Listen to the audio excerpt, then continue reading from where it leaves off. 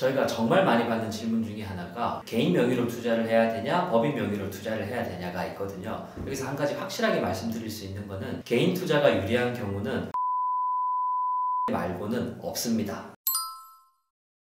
물론 장단점이 다 있습니다. 개인 투자와 법인 투자는 우선 한국에서 돈이 출발하는 송금되는 시점부터 절차가 차이가 납니다. 개인 투자의 경우에는 해외 부동산 직접 취득 신고가 되고요. 법인 투자 같은 경우에는 해외 직접 투자가 되거든요. 이 부분은 시작부터 대단히 큰 차이점을 가져오게 되는데, 개인 투자 같은 경우는 아까 말씀드린 대로 해외 부동산 직접 취득 신고라고 했거든요. 그래서 자금 출처를 증빙을 할 필요가 있습니다. 근데 이게 뭐 어떤 불법적인 돈을 만들어졌는지를 보는 게 아니고 원화가 달러로 변환돼서 이제 외국환은행 신고를 통해서 송금이 되는 돈이잖아요. 그러다 보니까 상속세, 증여세와 연관이 되어 있는지를 증빙을 해야 됩니다. 상속세, 증여세 납부 없이 세금 탈루가 되는지 아닌지를 확인하는 사항이고, 그 다음에 한국은행 신고 사항이 돼요. 반면에 법인 투자는 해외 직접 투자 신고가 됩니다. 해외 직접 투자라고 한다면은 본인이 소유한 법인에다가 돈을 송금하는 경우일 수도 있고, 다른 사람이 해외에 설립한 법인에다가 돈을 송금하는 경우도 있을 수 있습니다. 이거는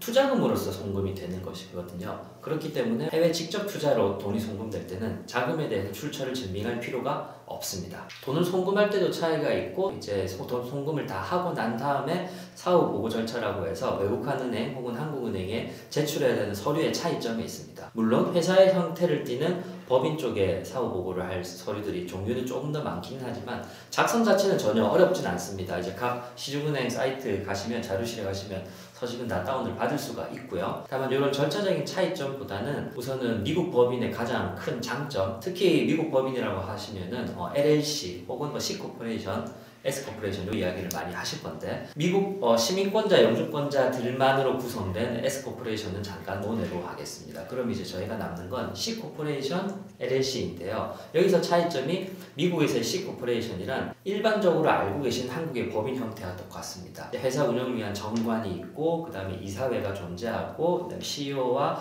각종 역할을 맡은 그런 회사가 굴러가는 정식 회사죠. 반면 LLC는 Limited Liability Company의 약자입니다. 저희가 LLC의 장점을 꼽을 때 가장 첫 번째로 말씀을 드리는 게 이 유한 책임이라는 부분에 있거든요. 일례로 많이 들어보셨을 거예요. 미국은 소송의 나라다. 상호간의 의사에 반할 때 이런 소송 행위를 통해서 본인의 의사를 좀 주로 표현하는 편입니다. 당연히 임차인, 임대인 간의 분쟁도 미국 내에서는 소송으로 이제 진행이 되는 경우가 많고요. 예를 들어 홈 인스펙션도 다 하고 문제없이 사인을 하고 임차인이 들어오셨는데 어느 날 소송이 들어옵니다. 식탁 상판이 너무 날카로워서 내가 베었다. 집주인 이걸 제대로 신경 쓰지 못했다. 라고 한다면은 한국인의 시각으로는 그런 걸로 소송이 들어온다고가 되겠지만 빈번하게 이런 일이 일어나거든요. 물론 임차인이 이길 확률은 극히 희박합니다. 이거는 본인의 부주의 쪽으로 넘어가긴 하지만 어쨌든 소송이 진행이 되잖아요. 이 진행되는 기간 동안 내가 가지고 있는 모든 자산이 동결이 돼요. 동결이 된다는 게 뭐 뺏긴다는 의미는 아니지만 어떻게든 자산을 처분하기 굉장히 곤란한 상황으로 이어집니다. 그럴 때 만약에 개인 명의로 다 진행이 됐다 라고 한다면 자산이 많은 분일수록 리스크가 커집니다. 그런데 LLC는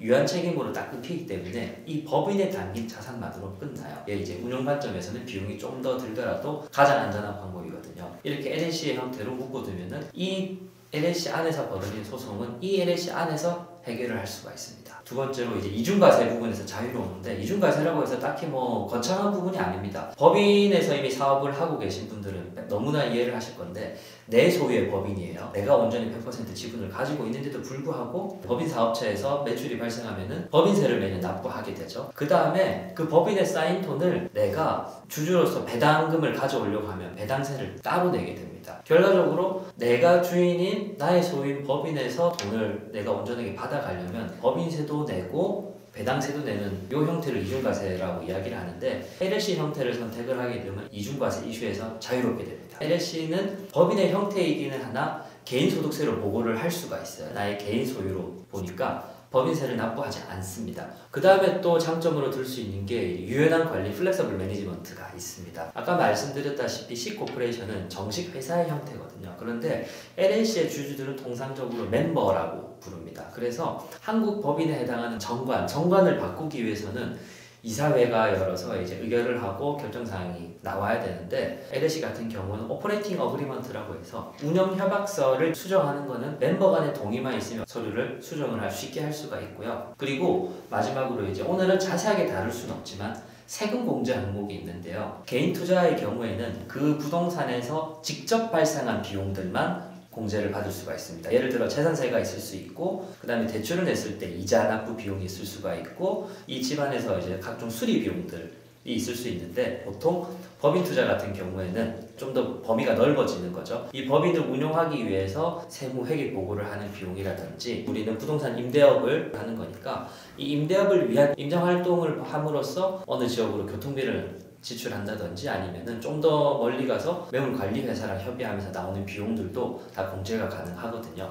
요약을 해드리면은 내가 직접 거주할 집이다. 그러면 첫 번째는 반드시 개인으로 구매를 하시는 게 좋습니다. 개인 소유로 샀을 때 외국인이라 할지라도 거주를 하게 되면은 특정 기간, 특정 조건을 만족하게 되면은 최대 50만 불 정도까지 양도세를 면제받을 수가 있습니다. 이 조건을 반드시 활용할 필요가 있고요. 아니면 한국에서 투자를 하신다면은 법인 운영 비용이 얼마간 들어가더라도 반드시 LLC를 설립을 해서 부동산을 투자를 하시는 것을 추천드립니다. 사실 간단한 대전제만 말씀드렸기 때문에 각 개인의 상황은 너무나 다를 수가 있거든요. 돈이 언제 건너가야 되는지, 그럼 한국에서 자산 처리는 어떻게 해야 되는지, 한국 내에서 상속증여 문제가 끼어 있다든지 풀어야 될 문제가 워낙 각 개인마다 다르실 수가 있어요. 이런 궁금한 점이 있으시면은 언제든지 편하게 저희 네이버 카페나 아니면 카카오톡 비즈니스 채널을 이용해 주시고, 지금 저희가 최근에 리뷰형 스터디 2기를 공식적으로 출시를 했습니다. 카페 방문하시면은 1기 때 진행하신 분들의 생생한 후기도 확인하실 수 있거든요. 꼭 적극적으로 활용하시면 좋겠습니다.